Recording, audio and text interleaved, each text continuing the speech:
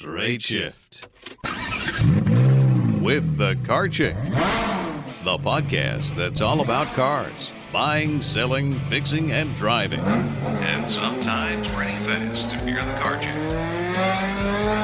Now, here's he is. Welcome everyone to the Straight Shift. Today I'm going to cover a topic that's a little bit heavier than the normal car-related topics that I cover on this podcast, but something happened very recently that motivated me to get this information out there to try and help people stay safe. 2 weeks ago, a very close friend of mine was violently attacked by a would-be carjacker in a parking lot here in Charlotte. And just 2 hours before her attack, that same guy attacked and attempted to carjack another woman in a drugstore parking lot just a few miles away. Both women were very severely beaten and injured. The carjacker was not able to steal either of their cars for reasons that I'll get into a little bit later, but it's been a very difficult last couple of weeks, for them, obviously, and for the circle of their friends and family. We've been trying to take care of them in the aftermath of this tragedy. And so it got me thinking about carjackings. And, I know at least, the other woman, her name is Helena. I've actually been in contact with her. She's just an amazing, brave woman. She did a interview for one of the news stations to help get the word out to other people because she doesn't want what happened to her to happen to anyone else out there. So I really commend her bravery as well as my friend Diane's bravery in the face of this just horrible situation. So I thought, okay, let's talk about, car theft and carjacking. It's one of those things that we kind of get complacent. We think, this will never happen to me, especially here in the Charlotte, North Carolina area where we feel very safe in a lot of our neighborhoods. And, Charlotte isn't one of those places like LA or New York, where you think about carjackings happening every day. But the reality is they do. So I always believe that the best way to keep yourself safe from anything starts with keeping yourself informed, learning the true facts so you know what it is you really need to protect yourself from, especially since there's so much misinformation and myths out there. So I pulled some data from the FBI's website. I wanted to see really what is the prevalence of car thefts and carjackings in the United States and how has that trended over time? What is it like today versus what has it been like over the last several years? The FBI includes, when they look at car theft or automobile theft, they are looking at theft or attempted theft of cars, trucks, SUVs, but also buses, motorcycles, scooters, snowmobiles, pretty much anything that's classified as a motor vehicle. About $6 billion was lost to motor vehicle theft in 2017 alone. 2017 is the last published data that we have access to. And the average dollar loss per incident was almost $8,000. So this is costing us a boatload of money. It's crazy. One motor vehicle theft is reported every 41 seconds in the United States in 2017. That is a lot of car theft. It's actually been trending down over the past few decades, especially since 1991 when they really started tracking this information. But even especially since 2008, we've seen a significant downturn in the number of auto thefts, which is great news. It's actually been falling by 46%, that's nearly cut in half, which is amazing. But we're also starting to see that trend and those numbers tick back up since 2016. Now, the FBI and the National Crime Database, they are crediting, obviously, increased law enforcement efforts as well as newer car technologies to the downtrends that we have been seeing. So Obviously, kudos to our law enforcement professionals out there that are working tirelessly under extraordinarily difficult circumstances and really crappy budget cuts to try and keep us safe. But the role of technology has really been interesting as well. It's a lot harder to steal cars today than it was, just a few years ago because of things like the keyless entry and the keyless ignitions where you have those smart keys that you keep in your purse or your pocket that send radio signals to the car. And many of them have very specific theft deterrent systems built into them that makes it a lot harder for criminals to steal your car. It's, back in the day, you took a Slim Jim and slide it down the window and unlock the car, jump in, hotwire it, boom, they were off. But it's not that simple anymore. I'm thinking that the trend started going back up in 2016. And this is just my personal theory. It, may not actually be true, but my theory is it's taken them since 2008 was really when we started to see a lot of those technologies get implemented across most of the makes and models of cars. So it's just taken the criminals some time to figure out how to get around that technology and steal your car anyway. Again, that's my personal theory, but it is backed up by the folks that actually have expertise in this area, because we know that criminals are always going to figure out how to stay at least in step, if not a step ahead of technology. They are going to figure out a way to commit their crimes. It's just they're jerks. It's how they're wired, and they're going to keep doing it. Nowadays with the newer cars, they're acquiring the smart keys that help them to get around the newer systems. They're even getting really clever, when it comes to switching the VIN numbers on the cars, using stolen identities to secure loans to actually buy the car. They're just buying it in some poor person's name and social security number that they've stolen. That's one of the big things that identity theft is seeing, is the loans in the names of people whose identities have been stolen. So if you were wondering if you bought a car recently and the car dealership has a lot more paperwork to go through, and why the DMVs require photocopies of your driver's license and everything else, is they're trying very hard to combat this trend of criminals using identity theft to purchase cars, and terrorists using buying cars to be used in terrorist activities. That's why there are some extra checks and forms and stuff that dealerships are now required to fill out that Homeland Security has required, that's trying to cut down on that. But it's always law enforcement and the businesses in any industry that are just desperately trying to keep ahead of these horrible people that exist in our society. So I wanted to give some interesting statistics about who has the most stolen vehicles, the least stolen vehicles, what kind of cars are most frequently stolen. Some of these statistics may surprise you, some of them may not, and some of them are a little just downright amusing. But the states with the most car thefts, I bet none of these will come as a surprise. Bump-a-bump, number one, California. Of course, they have more cars in California than practically the rest of the country. It's crazy. So, of course, they're going to have more cars stolen because there's just more cars out there to steal. Texas is number two, same thing, and Florida is number three. So really no surprises there.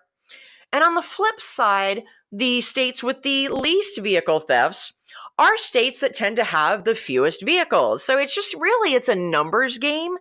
Vermont, it has the least number of cars stolen. So, yay to my friends like Amy, Matt, and Nat, who owns a shop in Vermont. Little shout out to you. You don't have to worry as much about car theft. Although I'm sure Amy will agree with me when she says that, with the amount of snow and rust that they have on their cars up there, who the heck wants to steal them anyway? And the same is probably true for states 2 and 3, Wyoming and Maine. Again, lots of rust, very few cars, therefore they're going to have fewer thefts. Interestingly, I found some statistics on the holidays with the most and least vehicle thefts. Obviously, criminals steal cars every day of the year, but there's some holidays that the criminals like to favor. The number one holiday for car theft is actually New Year's Day. So here's my theory on that. So many people have driven to a New Year's Eve party, gotten drunk off their butts, and couldn't drive home. Hopefully they didn't drive home. Hopefully they Ubered home or got a ride with a friend or just crashed wherever they were. So there's lots of cars that are left parked in parking lots and out on streets, and everybody is too distracted partying or being drunk or being hungover or sleeping it off that they don't notice that their car is being stolen. So it's a good opportunity, and extra cars being out on the street. So I can see why that would be kind of a nice buffet for car thieves on New Year's Day. Strangely enough, holiday number 2 is President's Day. I know President's Day is a great holiday if you're shopping for furniture or, there's lots of great sales, but apparently that's a day for car theft as well. And I'm wondering if it is related to all the shopping that tends to happen on that day. Some people are on vacation. They don't have to go into work on that day. So it is a big retail day, and car thieves like to steal cars out of parking lots, and they like to steal the stuff that's in your car too. So there may be a correlation there. Starting to make sense. And the third one is Halloween, which I just find funny, and I really have no idea why they want to steal cars on Halloween, but they do. But interestingly enough, the least popular holiday to steal cars is Christmas Day. So I guess even car thieves are not going to be the Grinch who stole Christmas. So I guess they have to take time off as well. Now, a lot of people think that car thieves target newer cars, that they want to have the latest and greatest cars. And that is one of the biggest myths. The most stolen cars tend to be older cars, not newer ones. And there's a couple of reasons for this. Number one, the older cars are easier to steal because they don't tend to have all the fancy technology, and you can use a Slim Jim and hotwire it and boom, you're gone. But the biggest reason is demand for parts. Most cars are stolen to be chopped up and the parts sold on the black market. There are a number of different types of car thieves, but the biggest ones are the pros. There are big professional high-end car theft rings. It's a form of organized crime. And these are the guys that really know their stuff. They're the ones that are developing the technologies to overcome all the anti-theft technologies and efforts from law enforcement. Think about the movie Gone in 60 Seconds. These are the pros that they're talking about, without the charmingness of, Nicolas Cage and his crew in that movie. But they are stealing for chop shops. They are stealing to export them to other countries. They're often stealing them by order, just like they did in Gone in 60 Seconds. They'll get an order of cars that some exporter wants that are in high demand, and the car thieves specifically steal the cars on that list. But still, the vast majority of them are going to chop shops. Therefore, the most stolen vehicles are older Honda Civics and Honda Accords. Hondas are just so popular across the board, but the parts for them, especially the older ones, can be a little bit more expensive. So there is a huge black market for Honda parts. So Civics and Accords, that's one of the reasons that when I get a client who says, I want to buy a car for my teenager, I'd love to get them an older Honda. And I say, you might want to think about that, especially for clients who live in cities that have a higher rate of car theft, because you don't necessarily want your 16-year-old to get carjacked while they're sitting at a stoplight, coming home from school. So that's always been something that I have warned parents about when they're shopping for cars for their teenagers. Just be aware, as great as those older Hondas are, they are also the most popular for car thieves and carjackers. The other most popular cars are the pickup trucks. Seriously, the Ford F-150 and F-250, the Chevy Silverados, pickup trucks are the next most popular after the Hondas for theft, which explains why Texas is such a high target area. But it makes sense because there's a high black market for those parts as well, because they are used for business. And, unfortunately you get, folks that finances are tight and they're looking, to buy parts cheap online, on Craigslist, on eBay, and they may not even be aware that the parts that they're buying are stolen parts. So do be careful if you're buying car parts. Be aware of where you're buying them from if you're buying used parts, because there is a chance that you could be buying stolen goods. Kind of scary. So I'm going to take a really quick break, and when I come back, I'm going to talk about some of the other types of car thieves. We're going to get into talking about carjackings specifically, and then I am going to give you a whole bunch of tips and things that you can do to prevent car theft, to try and mitigate the risk of you being carjacked. So I'll be right back after this.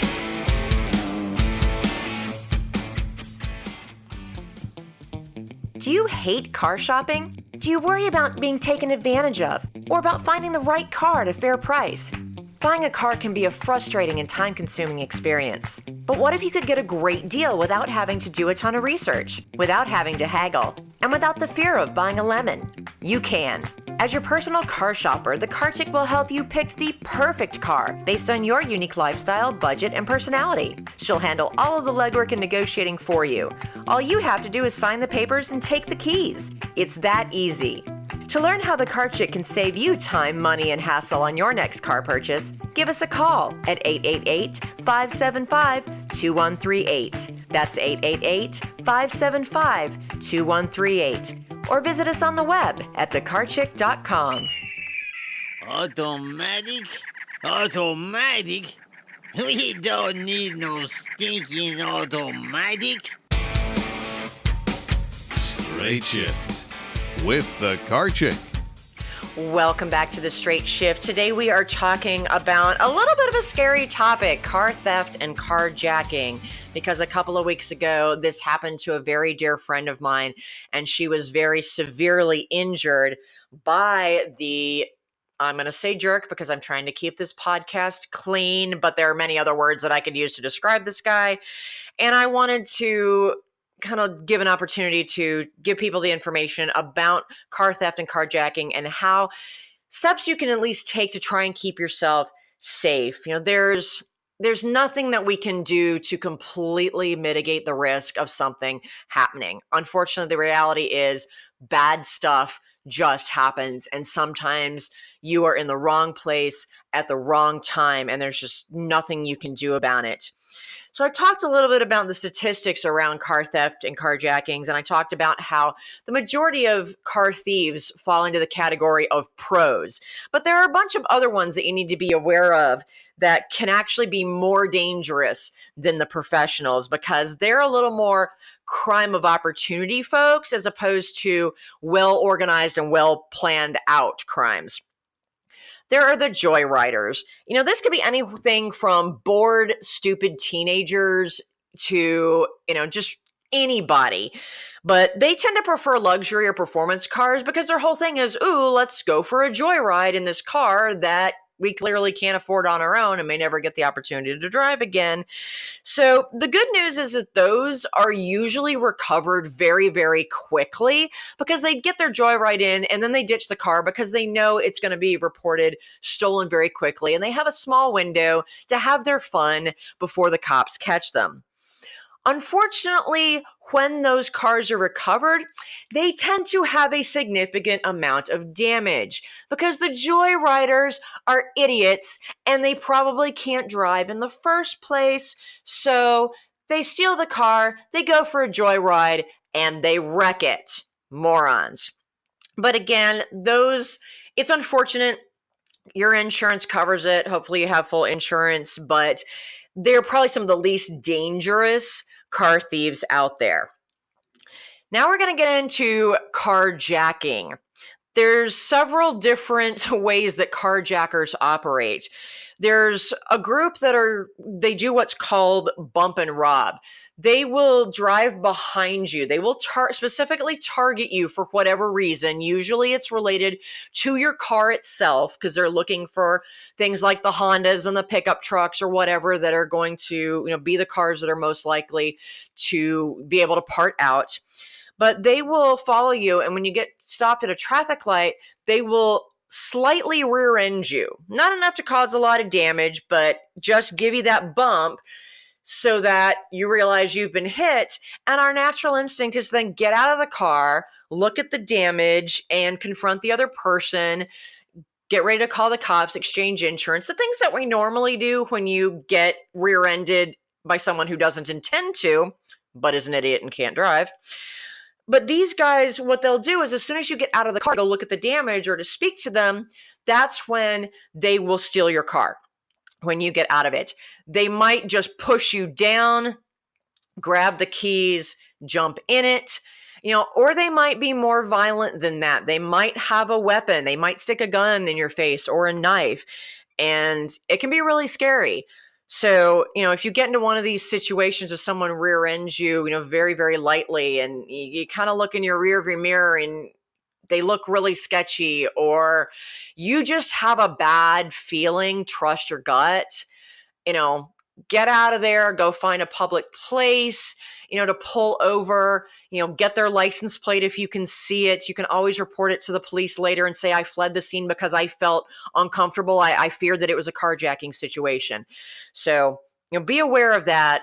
If someone rear ends you, is it a car accident or is this potentially a bump and rob situation? And finally, one of the scariest and most dangerous carjackers, and this was the situation that happened to my friend and another woman 2 weeks ago.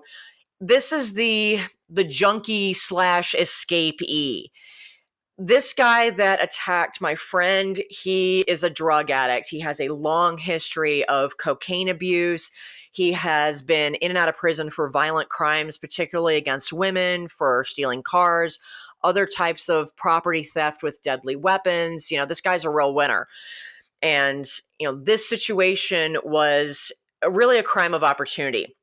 The other type of criminal, it might be a criminal who has just, robbed a store or something, and they need to make a quick getaway because they didn't plan ahead, and they see your car like, oh, okay, this is, my getaway vehicle, and they'll steal your car to get away. These are the most unpredictable and dangerous carjackers out there, especially the junkies, because so many of them are still high, or they've come down off a high and they're going through withdrawal symptoms and they're desperate for a fix. And, they're looking to steal your car so that they can turn around and sell it even for just a couple $100 or, just a little bit more of whatever their drug of choice is. And it's a crime of opportunity. They don't necessarily care what kind of car it is because they're not planning. They're not thinking rationally. They're just screwed up people. And they also tend to be the most violent. Many of them will have a weapon and they will just as soon shoot you as anything else to get that car. They don't care. They are not strangers to violence. Violence does not bother them. It is usually their preferred method of interacting with anyone. So this is really scary. When this happened 2 weeks ago to my friend, the first woman who was attacked, she was just getting out of her car in the drugstore parking lot.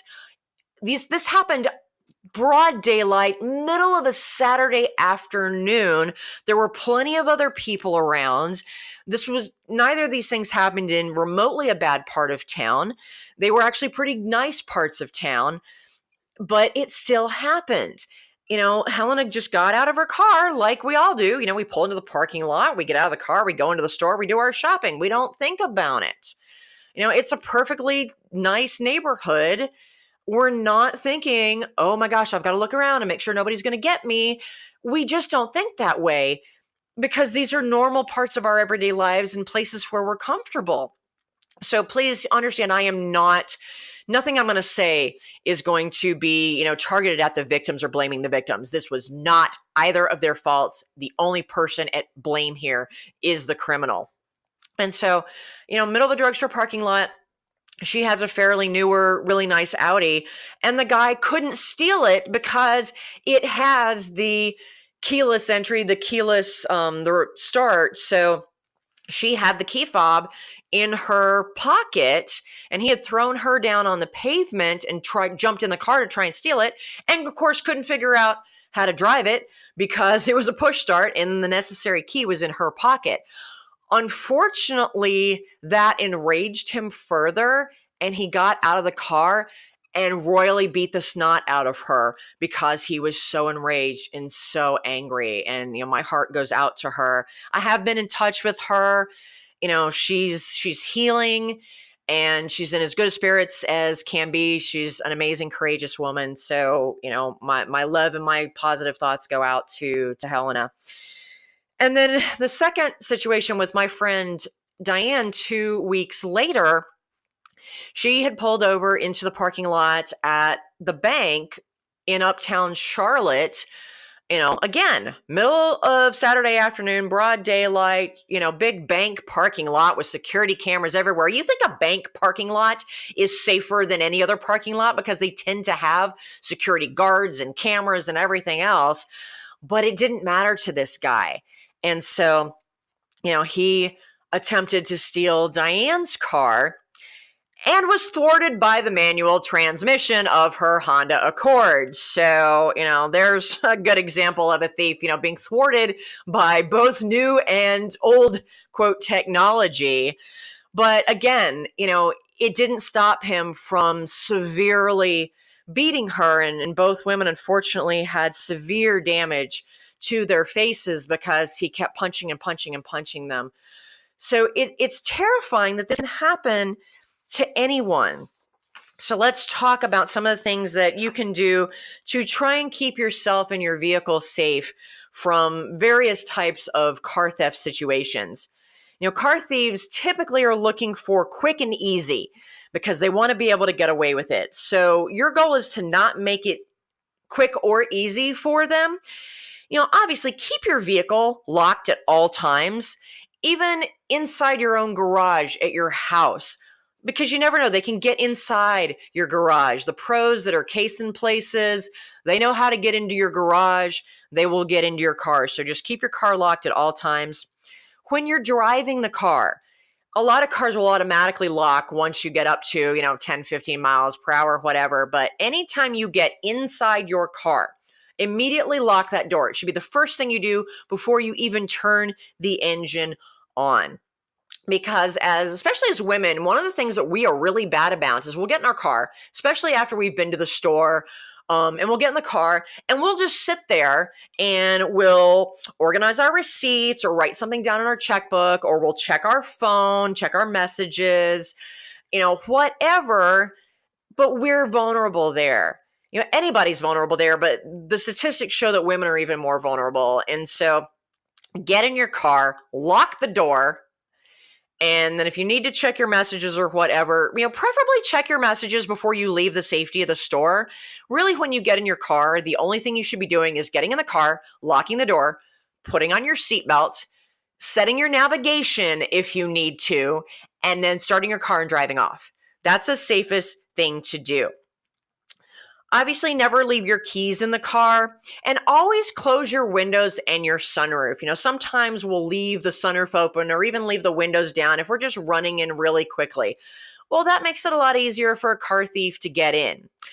It also makes it a lot easier for things like birds to poop in your car, or, that sudden rainstorm that comes through and you aren't expecting it. I'm guilty of that. I have left Maggie's sunroof open and a rainstorm came through and I had to run out to my car to close the sunroof. So close up your car. Never leave your car running and unattended, even for a few minutes. Like, I just got to run in and get something.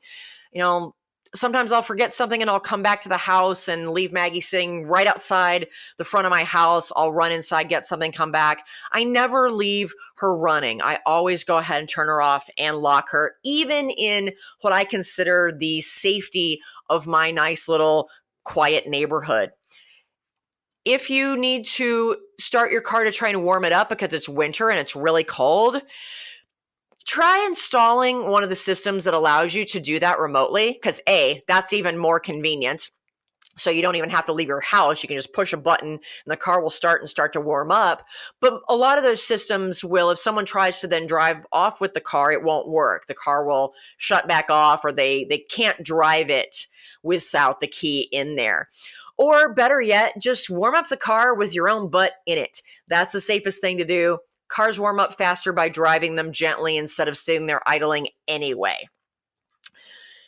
Leave space in front of your car when you stop at a traffic light.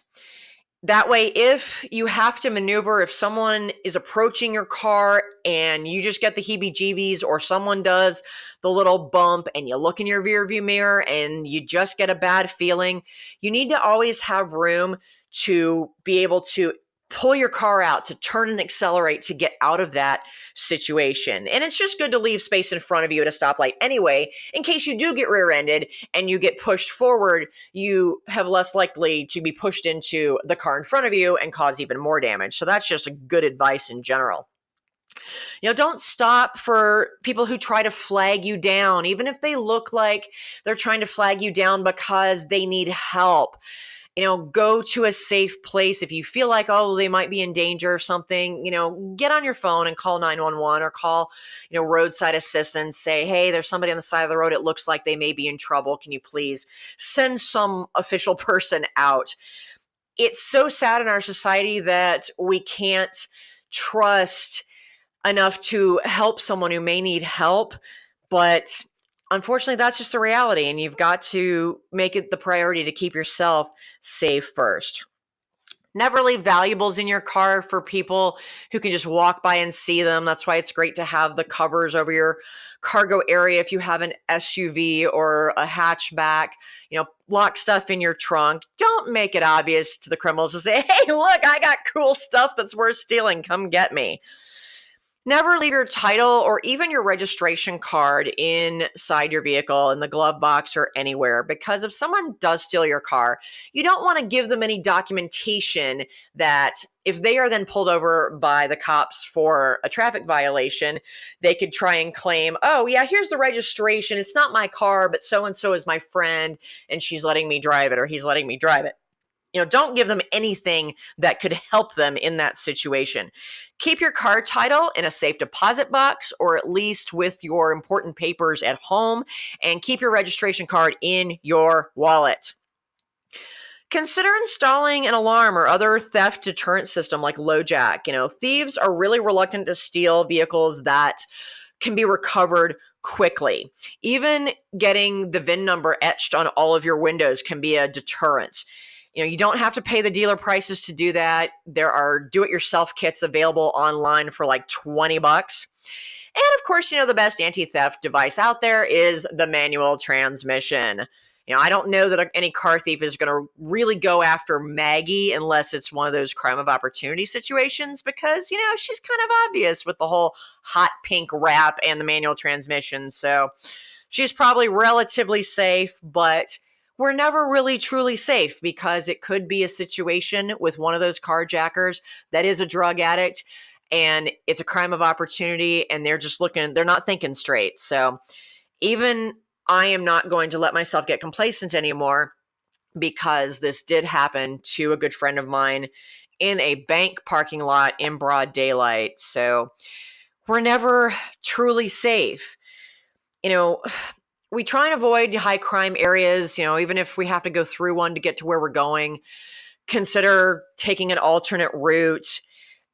If you're parking in the dark, obviously criminals like dark and secluded because they're less likely to get caught. So, always park your car in well-lit areas if you possibly can, preferably as close to whatever building as possible. And as much as I hate to say this, always look around you before you get out of the car. If you are going to your car, women are in a lot of danger. Some police officers who are safety experts have given talks about this that I've been to, and they say that women, for kidnapping, for carjacking, for anything, are most vulnerable in store parking lots, particularly grocery store parking lots, Walmart parking lots, places where we're likely to have our hands full with baggage. We're just going to the car. These are the places that women are most likely to be attacked or kidnapped. So be very, very aware of your surroundings. It's ridiculous that we have to be borderline paranoid just to keep ourselves safe. But before you get out of your car, look around. Is there anybody near me? Is there anybody coming towards me? Is there anybody that looks like they are looking at me? That doesn't always work for me because they're always looking at what is that weird looking hot pink car. But trust your instincts. If you get the heebie-jeebies for any reason, just trust that instinct because it could save your life.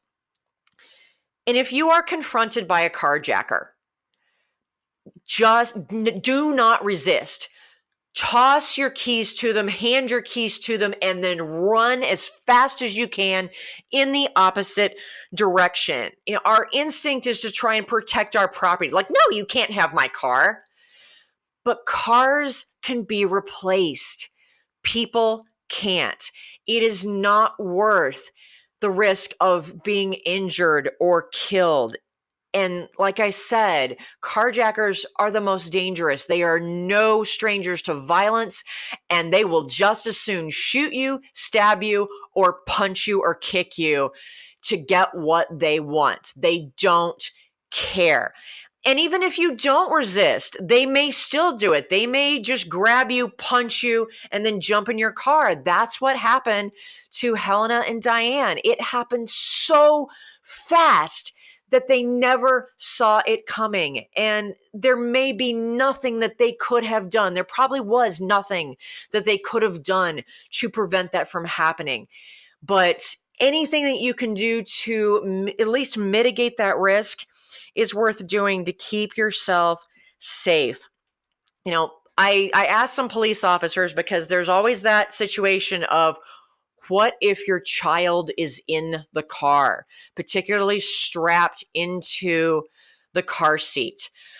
That's a different situation. And what the police officers told me is the best thing to do is to tell the carjacker, I will give you my car. You can have my car, but my child is in the car.